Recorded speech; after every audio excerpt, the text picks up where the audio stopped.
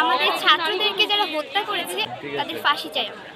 এই কোটা সংস্কার আন্দোলন থেকে এক দফা পর্যন্ত যতজন ভাইকে নির্মমভাবে হত্যা করা হয়েছে, এই সমস্ত হত্যাকাণ্ডের সাথে যারা জড়িত তাদের সকলকে ফাঁসির রায় কার্যকর করতে হবে এবং দ্রুত সময়ের মধ্যে সকলকে গ্রেপ্তার করে বিচার কার্য সম্পাদন করতে হবে এবং বিচার কার্য সম্পাদন না হওয়া পর্যন্ত আমাদের এই আন্দোলন চলমান থাকবে।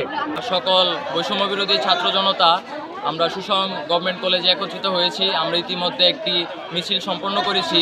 আমাদের আজকে মিছিলটা মূলত ছিল যে আমাদের এক দফা দাবি ছাড়াও যে বৈষম্য বিরোধী আন্দোলনে আমাদের যে ভাইয়েরা শহীদ হয়েছে তাদের খুনিদের যেন একটা দৃষ্টান্তমূলক শাস্তি হয় কিংবা তাদের ফাঁসি হয়, এরকম একটা দাবিতে আমরা সকলে মিছিল করেছি। আজকে শাস্তির জন্য আমরা আবেদন করছি, তাদের যাতে ফাঁসি হয় সেই জন্য আমরা আজকে মিছিলটি বের করছি।